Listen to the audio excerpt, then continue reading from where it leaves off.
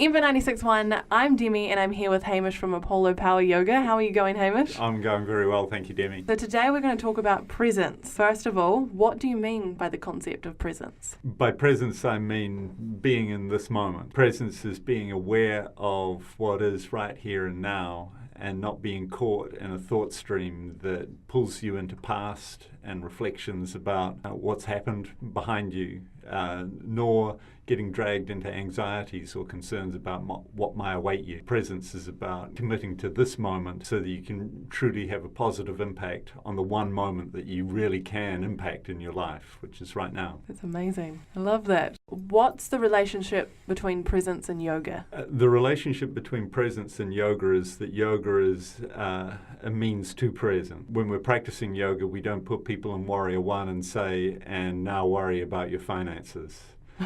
We don't say, take pigeon pose and fret about your relationships. We say, come into your breath, come into your body, experience what you're experiencing in a truly non-critical, non-judgmental manner, and really be present. There's an old story about a meditation teacher who had a pupil, and the teacher had assigned the pupil the task of meditating in a particular way for a very long period of time, many months, many years even. And finally the pupil decided that they were ready to advance, and after dinner one night they went around to their master's place and knocked on the door and were invited in, and they stated their case. They said, I'm done. I've done that meditation exercise. Now I'll have the next step. And the teacher said, to what side of your sandals did you place your rice bowl outside the door? And the student said, I have no idea. I've got no mind for such trifles. And the teacher said, you are not present. Go away and meditate for another X number of years. Yogic practice is about calming and centering and clearing your mind. So do you take part in meditation quite often? We don't teach meditation classes. There are places around the city where you can do that, but we do teach meditation as part of workshop, teacher trainings, yoga intensives, and other programs that we run through our studio. But meditation doesn't just need to be kind of, sitting on a cushion with a candle burning in front of you in a very tranquil environment. Meditation can be in real life. Meditation can be when you're late, you're in a traffic jam. Meditation can be when you're trying to get the kids off to school and a bowl of cereal has just been dropped on the kitchen floor. Meditation can be just kind of being present, putting things in perspective, and staying calm regardless of your circumstances, and as a real life activity.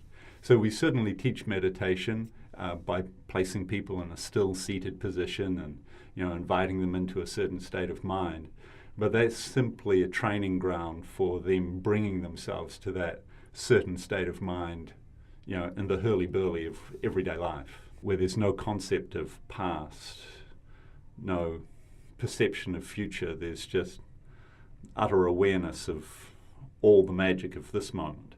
Meditation, for me, the single point from which you start, the single point of focus, is one that's very real and tangible. I always use breath as my meditative focus. Some people like the feel of the floor beneath them. They like to feel grounding, like to feel earth and the weight of their body at the floor, and their sense of resilience and connection with the earth.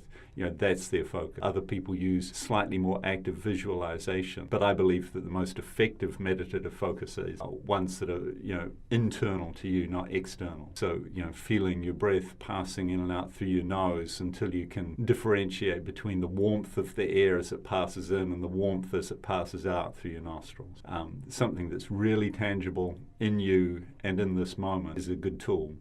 The beautiful thing about a thought is that it's utterly intangible, and once you realize it's there, you can realize it out of existence and start again, come back to your focal point. Yeah, whenever I've tried meditating, I feel that I just find myself going on random thought tangents. So that's all okay? It's all a part of it, or? Well, that's part of the process.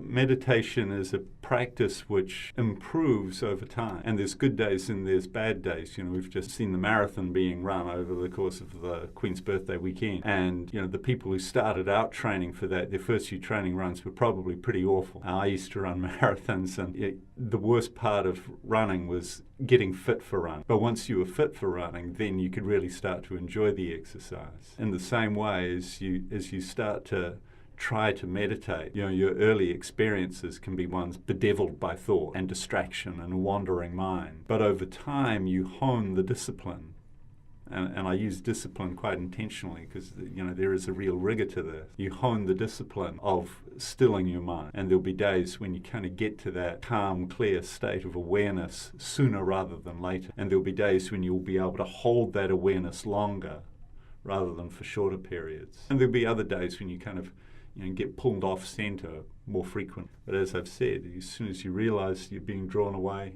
start again. That's meditation. Start again, start again. And gradually the practice becomes easier. And as it becomes easier, as you get to that state of mind more readily, it becomes more fulfilling, more rewarding. I use my breath as my meditative focus. And coming back to what we said earlier about yoga being a means to gain presence, yoga being a physical exercise, or yoga asana, the practice on your yoga mat, being a physical exercise which is grounded in breath, and the breath initiating and leading your physical movements.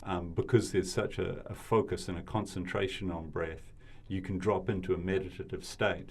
And it's one of the reasons why people feel the way that they do at the end of a yoga practice, because they've been being soothed by their breath, by the single point of focus on their breath. And without them realizing, they've been drawn into a sort of a meditative state, a very present and aware state, relieved of the burdens of kind of stressing about any anxieties that occurred in the day, and any harsh word from their boss, or unsettled issue that they left alive with a child or a partner or something like that. And they're not worrying about what am I going to do, moving house, or what am I going to do about saving up money for that trip that I need to go on, or whatever. They just abandon time and they exist now. And that's presence. We've just been running a program which involved students taking a 3-day fruit fast, just as a cleanse. Not saying that fruit is the only thing that one should eat, but just in 1 week of the program, take 3 days where you make your meals exclusively out of fruit. And one woman said that she had to make some brownies for something that she was doing at work. And there was just this smell. She wasn't hungry, but the smell triggered this desire in her. And she said, well, no, I can disconnect from that. I would normally have a brownie. Just that smell would trigger me and I would eat brownies. But because she was participating in this fast and she wanted to do justice to it, she kind of got present and got distant from the smell triggering a desire, and said, no, I'm just going to sit here and eat my apple. And so those around her were eating brownies, and she ate an apple, and it was all good. That's good willpower as well. Yeah, well, that's presence. That. Yeah. That's presence. That's not habitually kind of reactively responding to, the first desire that comes up. That's just kind of feeling something and sitting with it. And owning it. And owning it, yeah, absolutely. And last question here, what are the benefits of presence? Have you experienced certain benefits just in your day-to-day life? Absolutely. The benefits of presence are there in real life all the time.